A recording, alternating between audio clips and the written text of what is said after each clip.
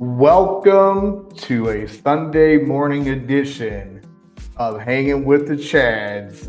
And we have a very special show for you today. As always, we got myself, Chad Springer, and the greatest tag team partner of all time, Mr. Chad Boudreaux. Chad, how are you doing, brother? Man, great. Just a little tired. Stayed up late watching that F1 race last night. So let's get at it. Oh, yeah, we're definitely going to get into that. We're going to talk about some F1. We're going to talk about what I was doing last night. We're going to talk about everything that's happened in the past week in the sports news. And it's going to be a great show, ladies and gentlemen. So if y'all are ready, I'm ready. Boudreaux, I know you're always ready. So let's just get on into it. We're going to start off with your favorite thing last night while you're so tired. Hey, F1 racing in Melbourne last night, Australia. Lando, he ended up edging out Max to claim the victory. Hey, tell us about that last night. Yeah, it started out under the weather, wrecks galore, spin outs everywhere. Six drivers didn't finish the race because of it. Yeah, Lando. So going back to last year, Lando came on hot, especially after him and Max got in their little, we'll say, argument on the track, and they were supposed to be best friends. And then next thing you know, Max blocks him a little bit, and Lando doesn't like it. And all of a sudden, Lando finds fire, and next he's winning races left and right now, challenging Max. Red Bull, they were struggling. They're definitely struggling this year. They're struggled all throughout practices, through qual. But Max does what Max does. He's probably still the best driver in the world when it comes to F1 racing. He will get his wins. It's just, can the Red Bull find Liam and have him support Max so they can go after that constructors title, which right now I think McLaren's going to pull it off again. Ferrari's out lost right now with bringing on Lewis, but I don't know, man. Lewis, like, once he finds it, I think he's going to get on a good run. We always know Charles going to be there doing what he's got to do. I know you don't know a lot about F1, but yeah, throwing some info at you real quick that you might not know anything about. Hey, we're always learning. We're always willing to learn. So when you say they got into a little disagreement, are we talking about NASCAR disagreement where they're just yelling and pushing, or are we talking about like malice at the palace disagreement here? No, in F1. It's not really NASCAR where they don't beat and bang on each other. They call it being professional. And there's actually rules against it. Like, you can't, if you're going into a corner, you can't drive into a different spot to block the other driver from passing you. You can't change your lines when someone's going to pass you. So there's a lot of things going on where you can't really block. And Max was doing a little bit of that. They got into each other a couple times during a couple races, and yeah, that's where we're at now. So rubbing is not racing in F1, buddy, is it? No, it's not. I mean, those cars fall apart as soon as you breathe on them. So yeah, it's not like NASCAR where they built them up to where they can take a beating. So next race they're going into Shanghai on the 23rd. Give us some predictions for that, man. I think it's going to be a lot of what we just saw last night. I think it's going to be McLaren up there. Mercedes is looking strong now. They brought in Antonelli, and he finished fourth, which there was a little controversy in that. The FIA decided they wanted to penalize him a position and then took it back. He came out of the pits a little too early, or an unsafe leaving.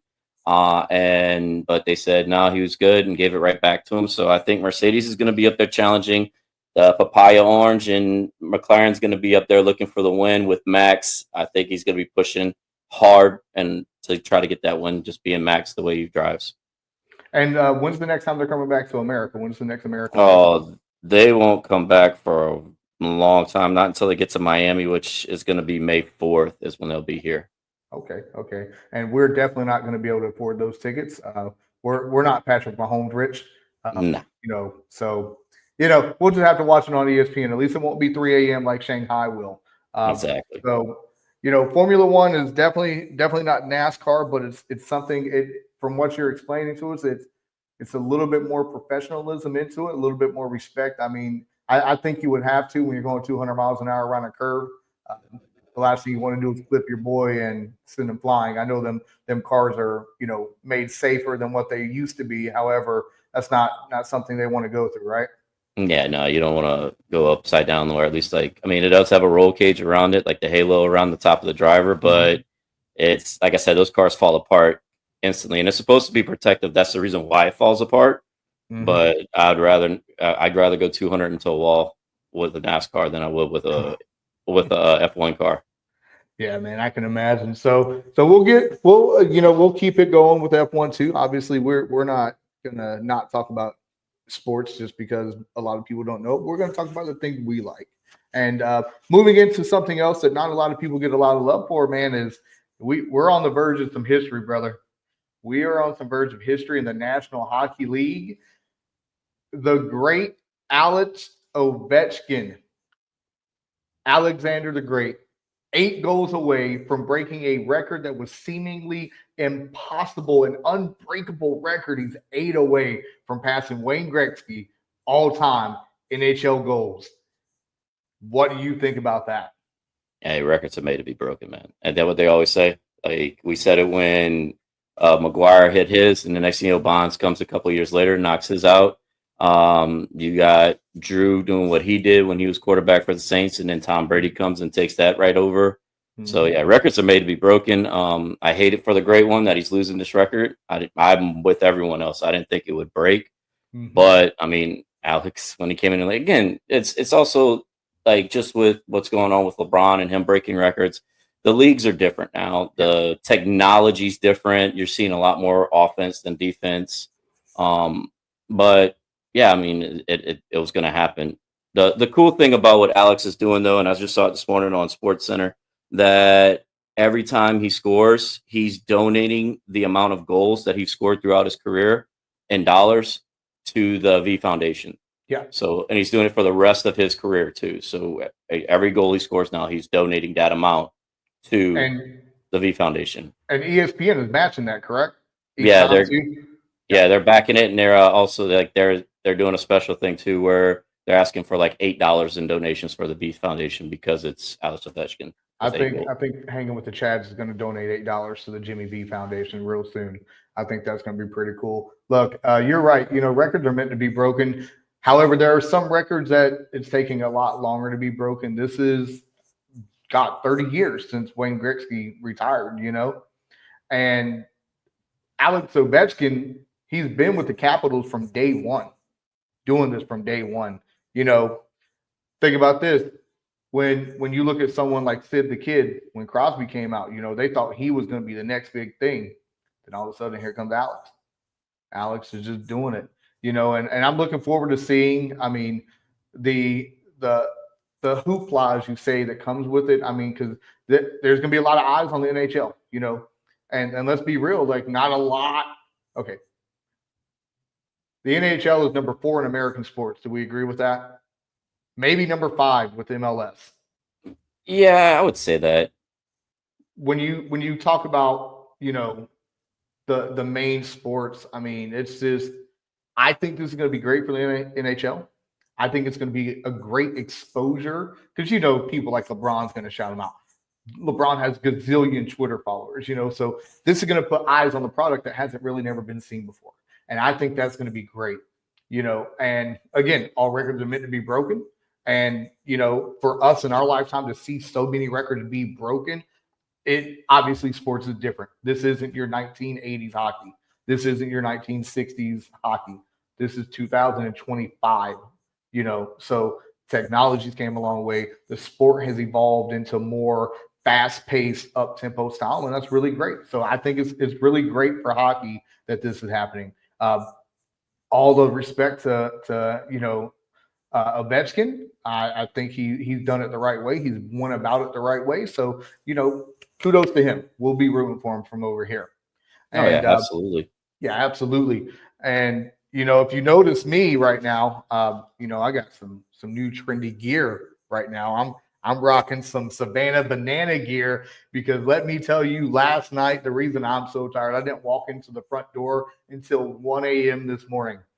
It was by far one of the best nights that I've ever been to. The Savannah Bananas brought Banana Ball to Raymond James Stadium. And let me tell you, 65,000 people in a football stadium to watch a non-traditional style baseball game. It is everything that it was cracked up to be. It is a fan-first entertainment, just like the owner of the organization has said. Jesse Cole puts fans first, and this was by far the most amazing experience I've ever had in my life. And I highly encourage anybody, if you get an opportunity to go see the Savannah Bananas, you take that opportunity. It was so much fun. They defeated the Party Animals last night, 11-10, in a third-round showdown in which Dr. Meadows himself, their starting center fielder, scored the game-winning run. The way they do this showdown, bro, it is crazy. First of all, have you ever seen the Savannah Bananas play? Like, have you ever seen any of their highlights? I've watched that showdown one-on-one with one fielder, the bases are loaded in the third round, and you run until the person gets out. My man popped one into right field or left field, excuse me, which in the way they had the setup was basically the end zone over by the scoreboard opposite of the pirate ship, because right field was very short. Right field was like Boston Fenway Park short, okay? Like, I could have hit a home run there. Let's just say that. Like, that was by far the best experience I ever had. I am a Savannah Banana fan now. Shout out to Dr. Meadows, KJ Jackson, Coach Rack, which is Robert Anthony Cruz, Bill Leroy, the captain, obviously Jesse Cole. I mean, this guy, from what I've heard and what I've read, he put the chips on the table 5 years ago and just let them ride. He was maxing out credit cards. He was basically taking out personal loans to make it successful. Hey, he was a Marine when they first got to their first duty station right there, buddy, just trying to make it. And he made it. And this is by far the greatest experience I've ever had, other than going to WrestleMania. WrestleMania tops it, I'm sorry. The only thing negative about WrestleMania was the drive down there. But being there, I am trying to go back to another one. It was amazing. And Banana Ball is the rules. No bunting, because bunting sucks. Like, I love that. Okay. You can steal first from home plate. I don't know what that means. Maybe you can just take off. You got your 4-ball sprint. So when you get ball 4 people, you sprint until everybody on the field, position players, touches the ball. Like, that is crazy. It is family first entertainment. Music was going the whole time. And I had never seen this. I'm going to share a clip with all of you right now. This is literally 65,000 people with their cell phones out going, singing Coldplay's Yellow. We don't own the rights. It was at the stadium, so I can share my own personal video. Here we go. 65,000 people. The only lights that were on were the warning lights, and 2 of them was out. So this is all the people's cell phones. You know, at first I thought they was going to tribute our boy Bray Wyatt with the Fireflies, but this was just as close as that could be. But this was amazing, ladies and gentlemen. And I'm telling you, you ever go to a Savannah Banana game, you get the opportunity and you go and you watch it. Boudreaux. Yeah, no, man, that's freaking awesome. I'm glad you had a good time. I've always wanted to go to a game. I watched the special on ESPN when they had like that series, and they talked about where he came from and where it's at now, and just seeing that it continues to expand. Me as a business major, I have a sports management degree. Like, I am always fascinated. I think that's why I'm fascinated with F1, because all the money that's into it. But I'm always fascinated to see these stories where somebody's coming from nothing, found a better way to do something. Yeah. And granted, I'm baseball, obviously behind me, you see it. I'm wearing it. I'm wearing my Sunday golds for LSU later on today. Huge baseball guy, grew up playing baseball, but go just Tigers. To see go Tigers. Yeah. Just to see the way he's brought it back to where fans can enjoy the game more. And it's not just sitting back. And unless you know all the analytical stuff about baseball, you just sit back, it's social hour for you, get a beer and a dog and have a good time. Now it's more interactive, like you're saying, all the things you're saying, plus the whole foul ball. If the fan catches it, the batter's out. That I think that's amazing. That's a great way to get more fans involved in the game, and it also helps with liability issues. Again, keep your head on a swivel. Keep your head on a swivel so you don't get hit with a ball. But yeah, I do love the story. I love watching it when it's on TV. Like ESPN usually shows a game or two during the season. Last night was on YouTube. Yep. So yeah, I think it's phenomenal. I really do. I am hooked on banana ball now, bro. It is.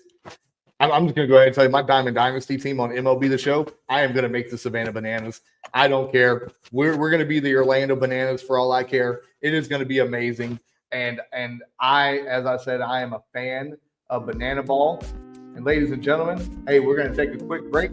When we come back, we're gonna talk about the week it was in the NFL. We'll be right back, ladies and gentlemen. Hang out with us, hanging with the Chad, Groove and Springer. We'll be right back.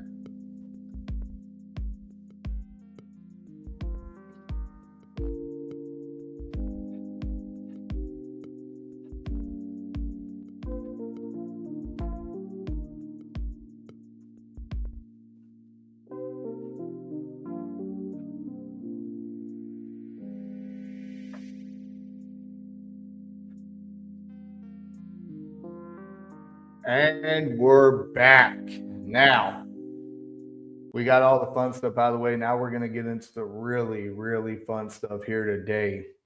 This past week, NFL tampering period, NFL free agency.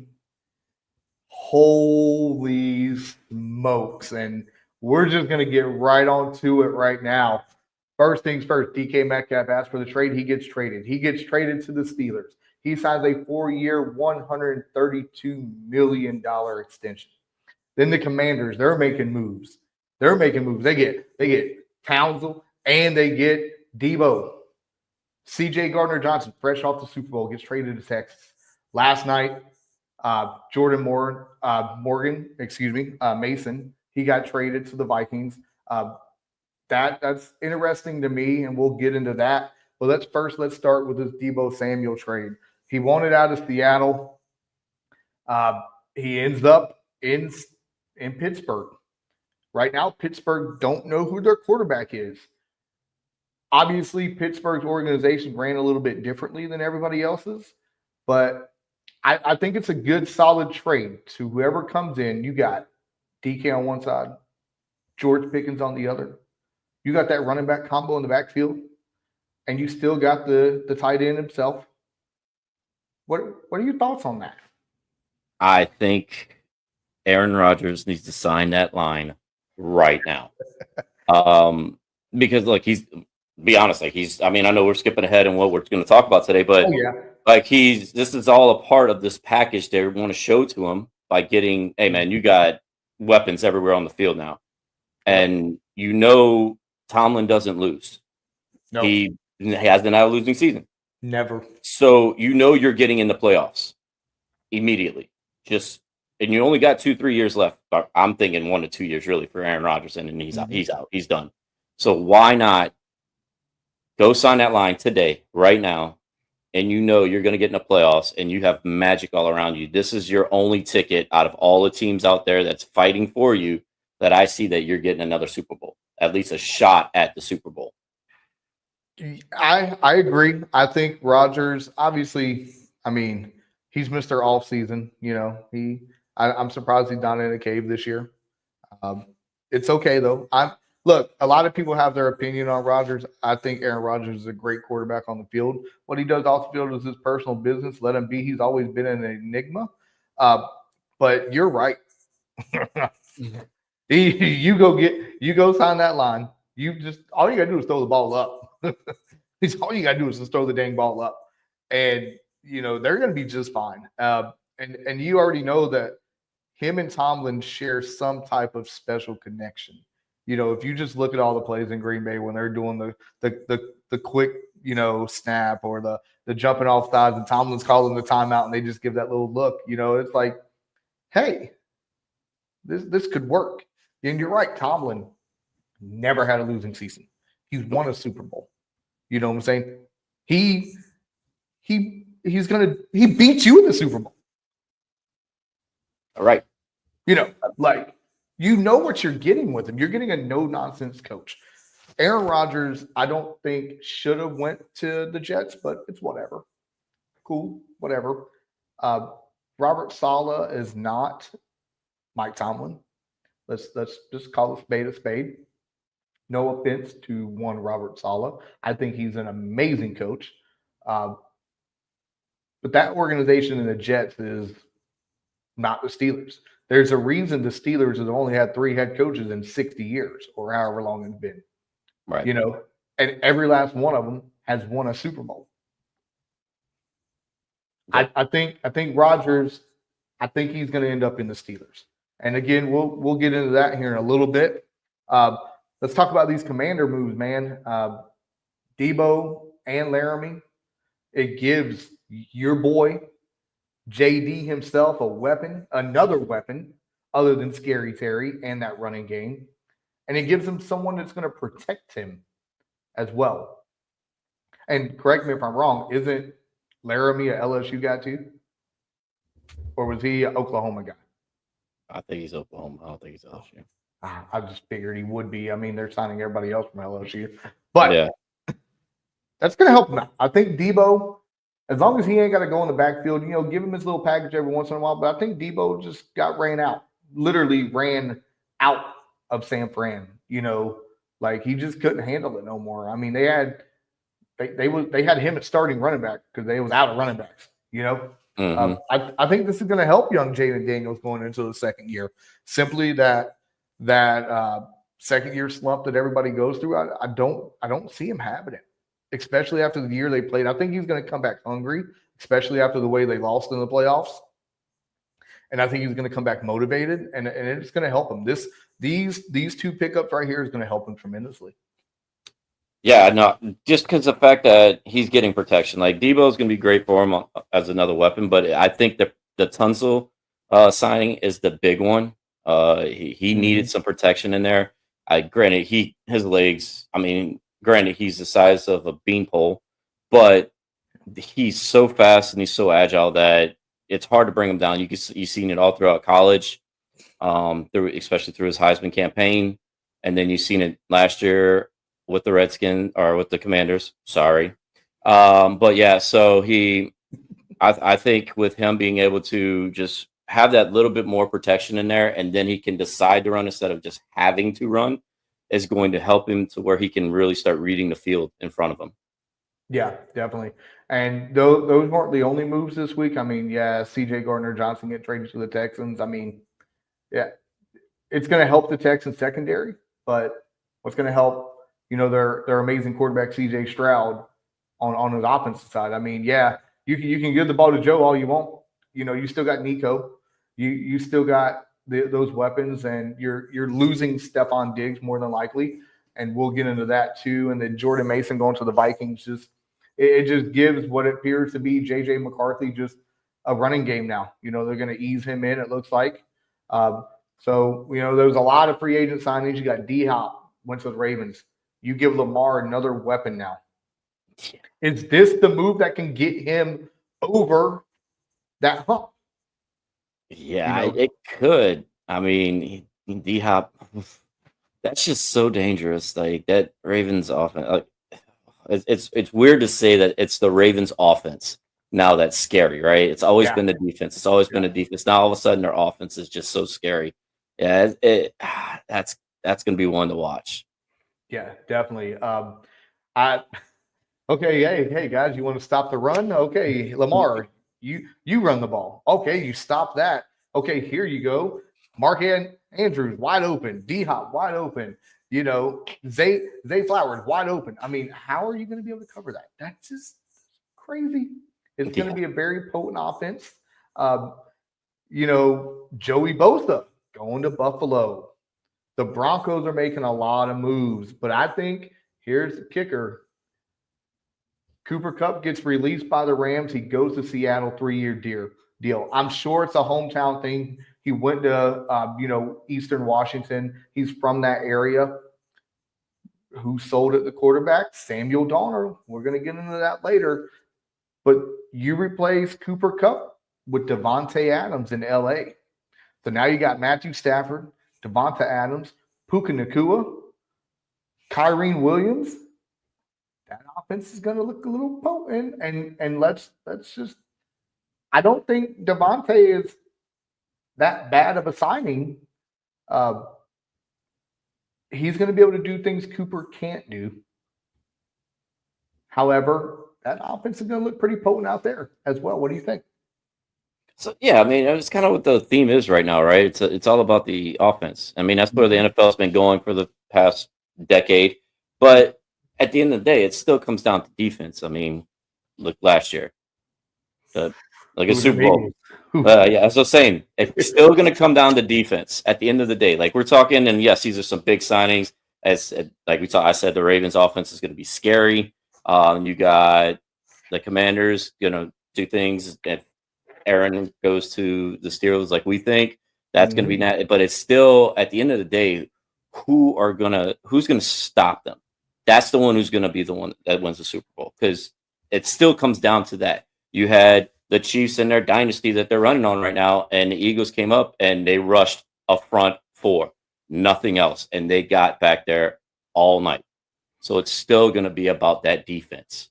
Look, I feel sorry for the AFC East. You know, I feel sorry for Tua. I feel sorry for Drake May, and I feel sorry for Justin Fields, because Joey Bosa is coming to wreck things up, in the PG words. He is coming for blood. And this, obviously, Josh Allen said he re-signed not to break the bank. He wanted the Bills to have some type of flexibility. This is a good signing on their defense. I think getting after the quarterback is obviously it's a staple of every defense, but you get someone like Joey Bosa, who's still technically in his prime. Yeah, he was hurt. He's a little bit hurt, but I'm thinking something long term.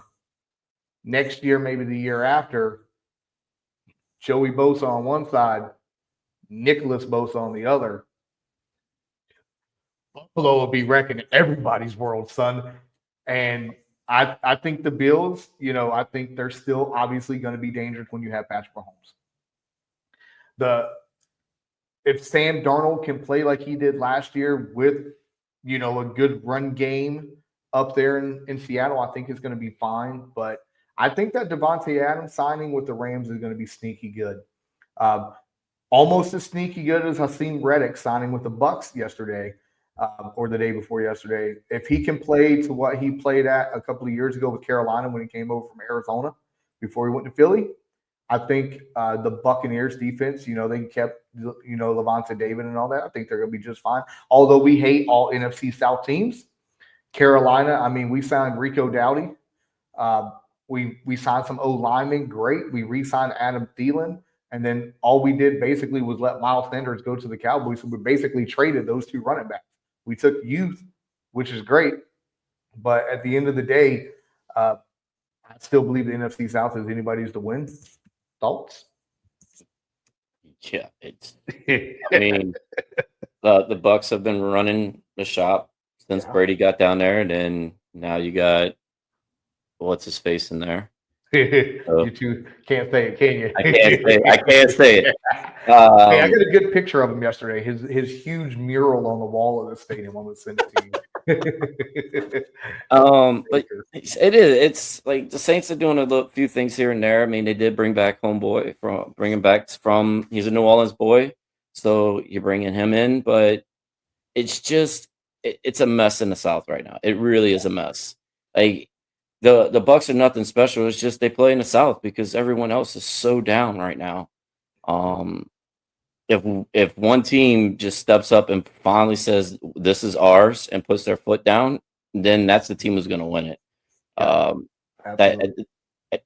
just don't know when it comes to the South. I really don't. Everything else, like we're talking about all this, and you're like, man, all these big signings, and there's not a single thing on those big signings that deal with the South.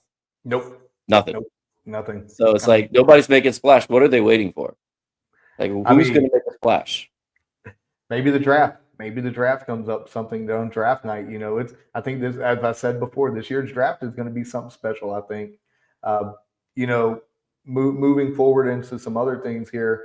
Look, the old saying, "Hey, money will make you change your mind."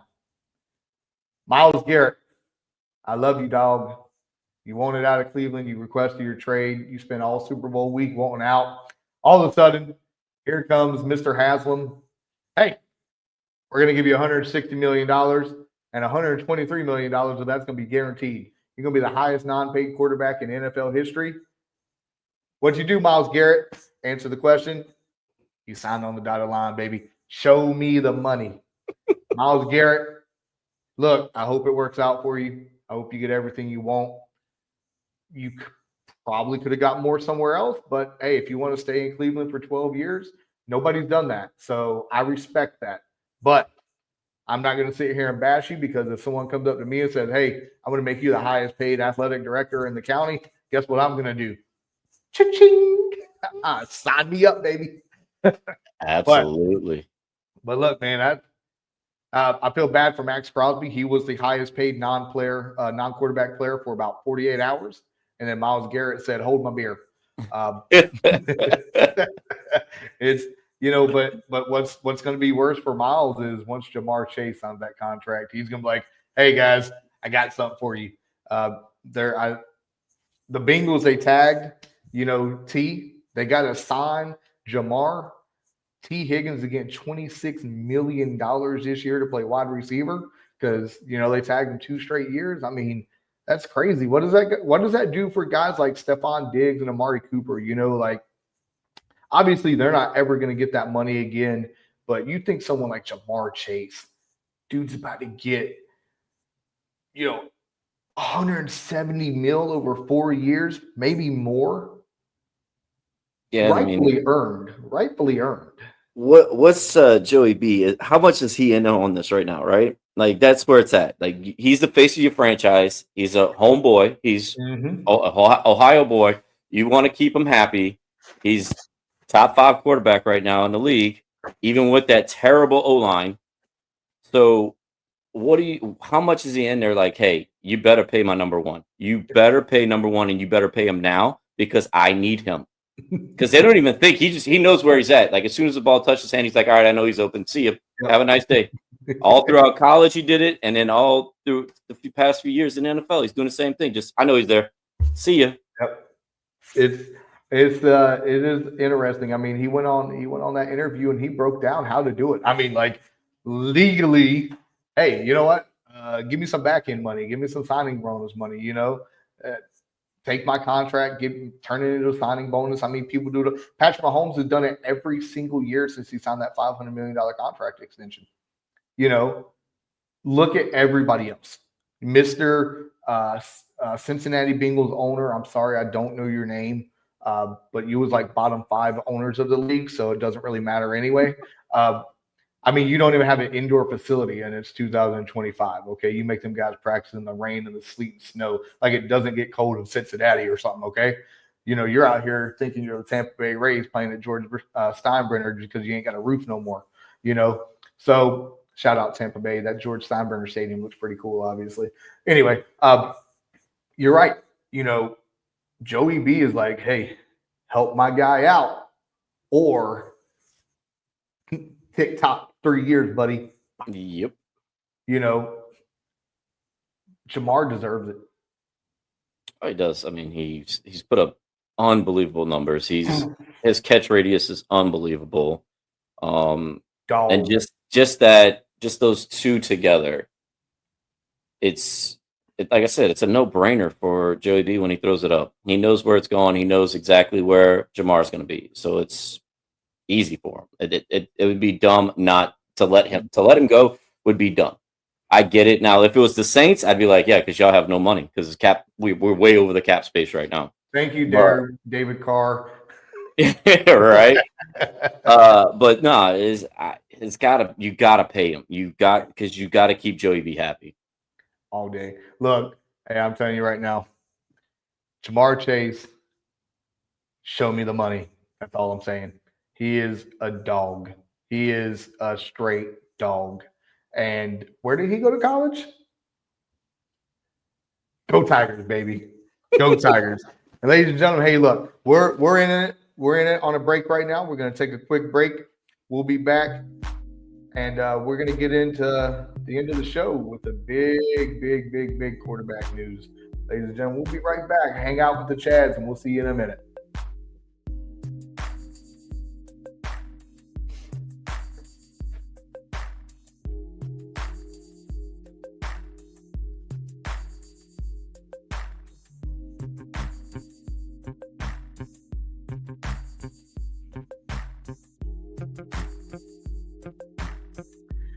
And we're back, ladies and gentlemen. Welcome back here. We're getting into one of the final segments here of the show.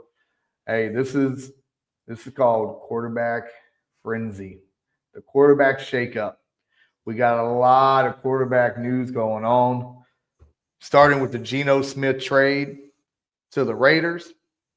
You got Darnold getting traded or going to the Seahawks. The Falcons, they're sticking with Kirko. Daniel Jones is going to the Colts. What is Rodgers doing? What is Wilson doing?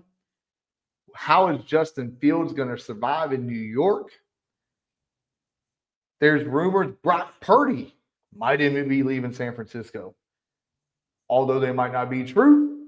Let's get into the nitty gritty real quick. Let's start off right here. Justin Fields going to New York. You're replacing Aaron Rodgers. Aaron Glenn is literally showing you what he wants. He wants a mobile quarterback. He wants somebody that can move around. He wants someone that's young enough you can pair up with the Breece Hall, with the Garrett Wilson. How's this going to look in New York? Are they going to be the number one team in New York over the Giants? I think yes, because the Giants don't even have a quarterback yet. So, and that dumpster fire is a whole nother conversation. Look. Yeah. So, I mean, what are we doing here? Right? Hey, you go get Justin Fields, man's mobile, exactly what you want. But what are you doing with the rest of your team? I mean, Aaron Rodgers couldn't do it. And granted, he was hurt for a year, so he's just now coming back into, and you saw at the end of the year, he did fairly well.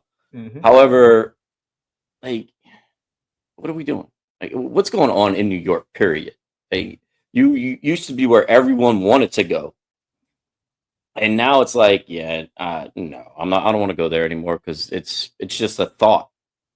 I blame it on George Steinbrenner. I know he's a baseball owner, but ever since the Yankees let people have beards, I mean, everything in New York's gone to crap. It's been crazy. It's the ghost of Steinbrenner coming back and haunting everybody. He's like, you know what? Me and Frank Sinatra are going to haunt you all for the rest of your life right now. Nothing's going to happen. But yeah, Justin Fields going to New York. I mean, mobile, great, awesome. He had flashes in Chicago. He had flashes last year. I honestly, I think the Steelers went away from him too early last year. But New York is not Pittsburgh. We established that about 25 minutes ago. New York is not Pittsburgh. No. Who's going to protect him? What defense is going to, who's their defense going to stop also? I know you're not going to stop Joey Bosa.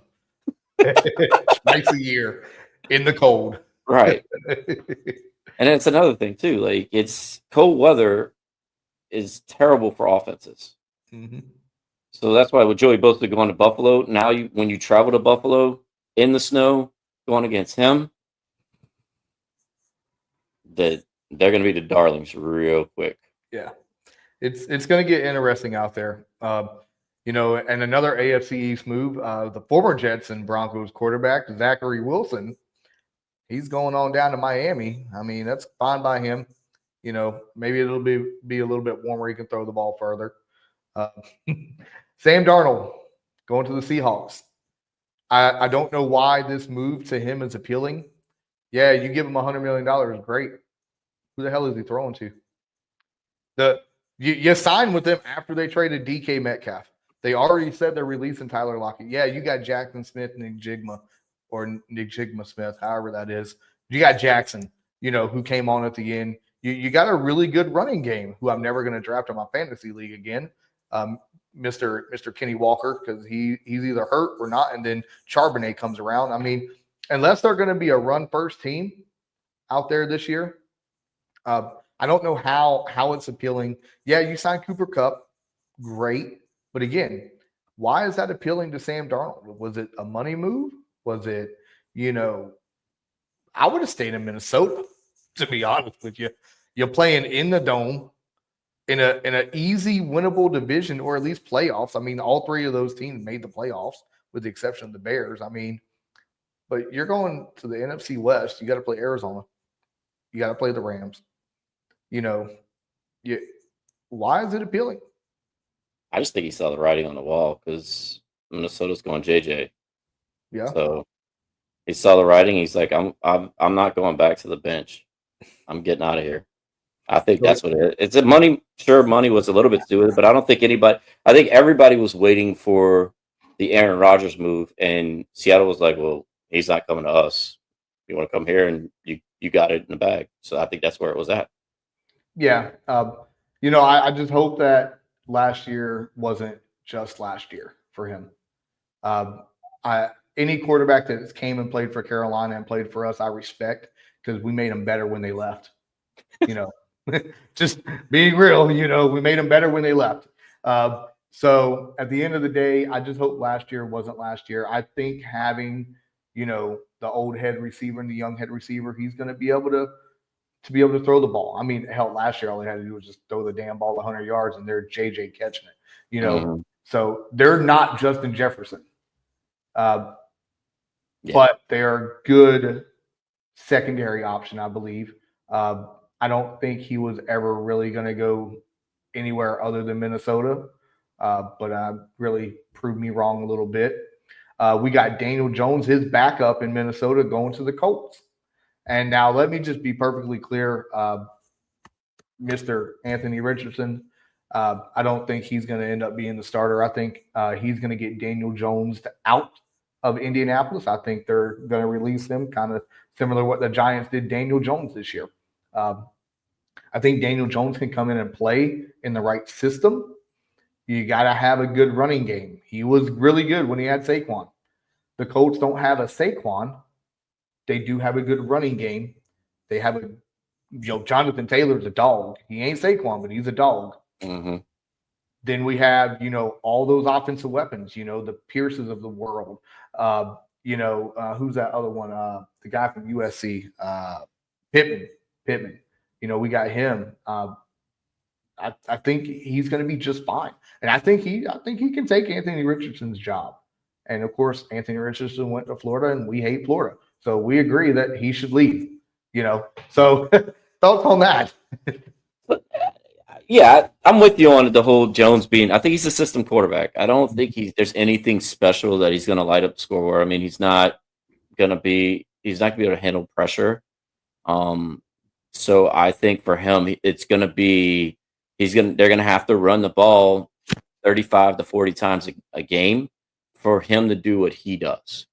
If they can get the running attack, moving the ball, controlling the clock, getting close to end zone, he'll still throw touchdowns. But I think it's got to be from using the run to set up the pass, unlike the league is doing now, where you use the pass to set up the run. It's going to have to go back to old school football with them. And if they do that with him, they're going to be successful. Yeah, and I think if Jonathan Taylor stays healthy, that's going to help him a lot, man. At one point, we thought Jonathan Taylor was going to be leading the league in rushing this year. So I think that's going to help him out a lot. It's always about the run game, Falcons, they said, "Hey, Kirk, we're keeping you, baby. You're going to be Mr. Penix's backup." You're all cheering over there. I mean, Kirko, man, I love Kirko. I think he's getting shafted right now. I think he could leave and go somewhere else. I mean, this guy threw for 500 yards on Monday Night Football last year. I mean, he had a bad game, couple of bad games in a row, and I think they even still lost that 500-yard game that he threw too. But Penix showed last year he wasn't ready. Falcons keeping him. I think it's strictly, hey, you just be ready. You're probably going to go in. It's going to be another Anthony Richardson situation. Not that they're going to release Mr. Penix, but hey, here you go. What do you think?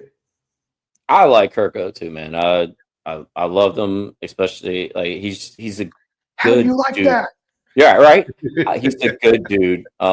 He was on the Netflix quarterback thing. Watch that. That's where everybody fell in love with him right there. Right. Yeah, that's how I felt. Like I knew him from the whole "How do you like that?" That was awesome. Mm-hmm. But like watching that and understanding who he is as a human was amazing. And I really did love the guy. I hate seeing him die on a bench. Mm-hmm. I hate that he's dying on a bench with Atlanta. But I'm loving the fact that Atlanta's got to pay him to ride the bench when they can use that money for something else that they need. You're like to not come signing after. anybody like the rest of the NFC South teams. Right, exactly. So yes, you have a great backup quarterback, but you have nothing else to go with it. So go ahead, let him die on the bench with Atlanta. So I I'm good mean, with it. I agree, but they do have a hell of a running game. Bijan is pretty good. They do have Kyle Pitts, even though he has not turned into the tight end they wanted him to be. And what's that wide receiver name in Atlanta that's always killing the Panthers? Not Julio Jones, because he was the original Panther killer. Who's the current one they got right now? I have to look that up. I'm sorry. But yeah, at the end of the day, I think him sitting the bench is better than him going and signing with someone else that's going to kick my team butt. Because he is a dog. Let's not get it twisted. He is a dog, but he's a professional dog too. You know, he could have easily came out and said, "Yo, screw you guys," but he didn't. And I think one of the things that I've heard is one of the things that's keeping him there is that's where his wife's from. Yeah. So, you know, with all this going on, you know, with him, where does that leave guys like Rodgers? Where's Russ going to cook at this year? We'll talk about that as soon as we get back from our next break. Just bear with us for a few more minutes, ladies and gentlemen. We're going to take a quick break, and we're going to talk about where Aaron Rodgers, where Russell Wilson, and maybe even Brock Purdy's going to end up next year. Give us one quick break. We'll be right back.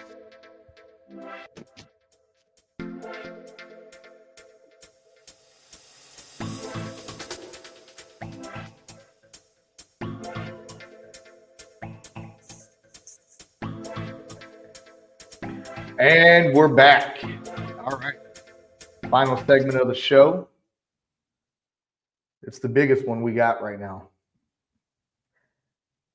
First and foremost, where's Russ cooking next year? What kitchen is he using? I hate saying it because I like Russell Wilson, but he's going to the Giants, man. They can't afford not to grab him after Rodgers goes to the Steelers. I'm just saying it. So he met with the Browns. I think it was Thursday. Then he went to the Giants. I'm inclined to say I think Russ is going to cook in New York. It's a big market. They need a quarterback. Him and Malik Neighbors will be a pretty good tandem, I think. But at the end of the day, I think Russ is going to cook in Hell's Kitchen in New York at Meadow Life in New Jersey. I think that's where he's going to go. I could be wrong. I've been wrong before, but I see him. I see him in New York cooking it up a little bit. Now, we both vote and agree. Aaron Rodgers going to the Steelers. Option B, if he ain't going to the Steelers, what's Aaron doing? I have no idea, honestly. Like he wants another Super Bowl. It's the only option out there for him for a Super Bowl. That team is just needs a leader as a quarterback. They get that with Tomlin as the head coach, with the weapons he's got on the outside, with that still steel curtain defense that they have. Yeah, they're Super Bowl contenders immediately. Mm-hmm.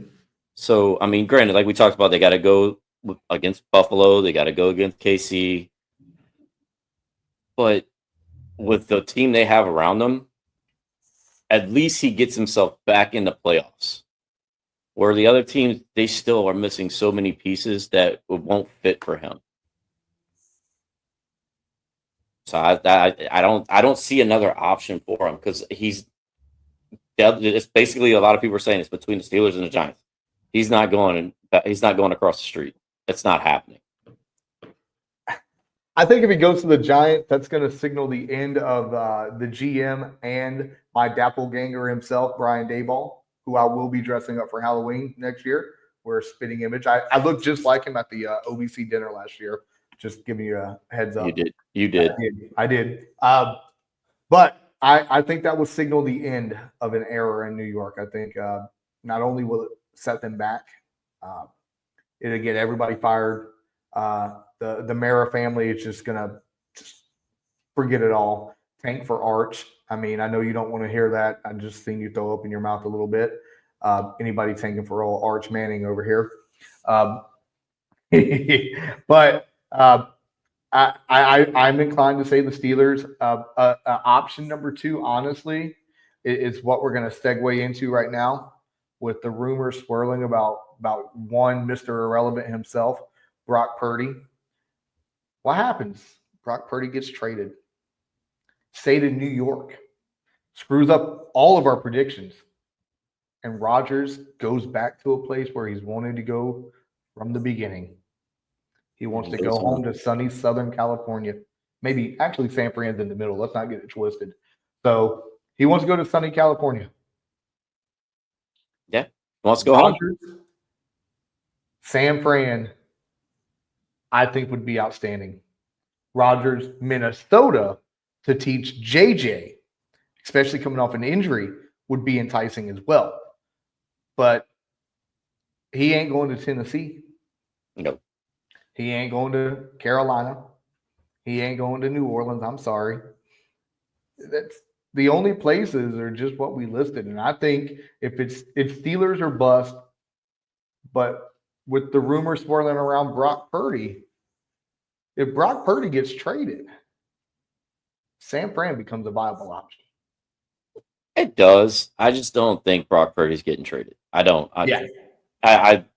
They've invested too much in him to let him go, and he's been successful. So it's not like you're like, oh, yes, Aaron Rodgers is going to be a step, but is it really a step up? Because you only get him for a year or two, and he's gone. Yeah. For Purdy, you still have 5-6 years with him at least. I don't think the Minnesota thing's going to happen because he came in the league. He was Favre's shadow. Favre leaves, he does his thing. Next thing you know, he goes to the Jets. What did Favre do when he left? He went to the Jets. Then what does he do? He goes to Minnesota. Plays down before he went to Minnesota. Well, I'm just saying, like, is he gonna do the same thing like that Favre did? Like that just. Do you want to live in Favre's shadow the whole time? I just think it would be ironic how it happens out like that.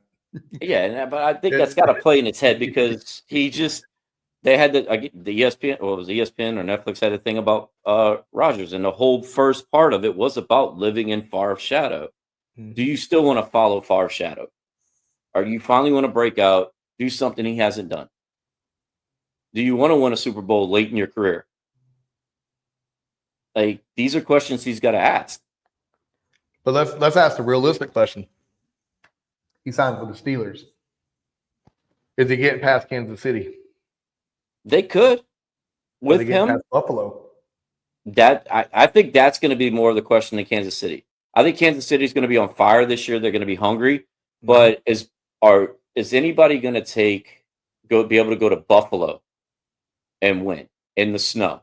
Yeah. That's where that's the question. Now, obviously, Rodgers has history playing in cold snow at Green Bay. Mm-hmm. So he knows how to play it. So that's the question. The Steelers just, to me, seems like the perfect place for him to land. Logical. It just has to, like, if he wants that one last opportunity, because every other team he would go to that you just listed, they don't have all the pieces. No. The Steelers do. They have a coach that doesn't lose. They have weapons. They have the steel curtain defense. They just need that one quarterback. You're right. I mean, San Francisco's getting rid of all their weapons. We don't know what CMC, my favorite running back ever, is going to do. I mean, he was hurt, that freak injury last year, and then he came back and he messed up his quad, hamstring. That it's going to be really interesting. If I'm Aaron Rodgers, I'm flying to Pittsburgh today. Me and Tomlin's having some lunch, and I'm signing. I'm going to be a Steeler. Obviously, you can't wear number 12 there. I'm sure Terry Bradshaw might give it to him. You can wear number 8 for all I care. But at the end of the day, I think it's going to be the Steelers. I think Brock is going to stay in San Fran. I think he's going to get a contract. He's going to get more than Sam Darnold. He'll probably get 140 mil. Probably about 100 million of it guaranteed. But they're going to have to support him better, because one thing I noticed about Mr. Purdy, I love him to death. When he don't have all of his weapons, he plays like crap. Yes, CMC was hurt. Debo's always hurt. They got rid of Debo now. They kept Ayuk. He's coming off an ACL injury. Ricky Pearsall, although he went to a school we don't name on the show, he's actually okay. He's not bad. Dude got shot, came back, still had like 500, 700 yards receiving. So I think it's going to be just fine in San Fran for Mr. Purdy. They're still the favorite to win, the NFC West, even without Debo Samuel. I mean, you still got the greatest protector of all time, Mr. Trent Williams. If I was in a barroom brawl, I want Trent Williams on my team because I know he's going to protect me. If he says he's going to punch you in the mouth, he's going to punch you in the mouth. Just ask Richard Sherman, and then they end up being teammates, Right. So I think that's going to be great. I think Russ is going to cook in New York. I got a feeling. I don't see him signing with Cleveland. I don't see it. No. New York would be ideal. His wife, Sierra, she's always in New York doing some type of fashion. It just makes sense. New York, I mean, you can't go anywhere else. Where else is he going to go? And, with that being said, let's roll into our final break. We're going to get into the closing segments. And just bear with us for a few more minutes, ladies and gentlemen. We'll be right back with our closing thoughts of the day.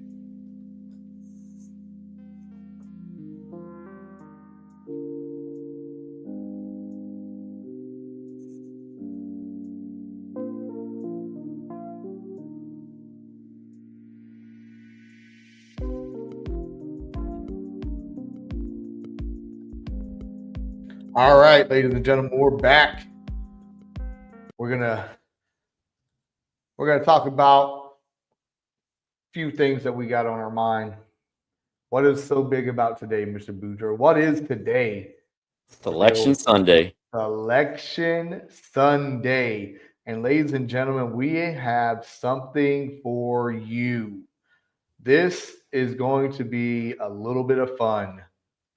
Our very next episode, we, as a show, are going to collectively agree on the 2025 NCAA Men's Tournament. You can join our group on the ESPN Tournament Challenge. If you can defeat 2 Chads, you will receive a care package courtesy of the show to include a hat, hoodie, and decals for you to represent our show. Speaking of merchandise, I would like to shout out the Pineapple Wellhouse of Central Florida. They are designing our first hats and hoodies for us, in which they should be here this week. So hopefully in our shows next week, me and Boudreaux is going to be able to wear our gear, and it's going to be great. It's going to be amazing. It's going to be the greatest hoodies ever. The greatest hats ever. Ladies and gentlemen, Boudreaux, who's going to win the NCAA tournament? So I'm an SEC guy, obviously.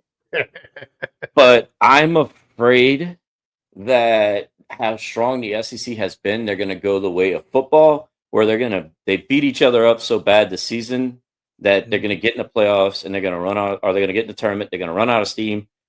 And shout out to Coach Osborne. I'm going to have to say Duke is going to win this year.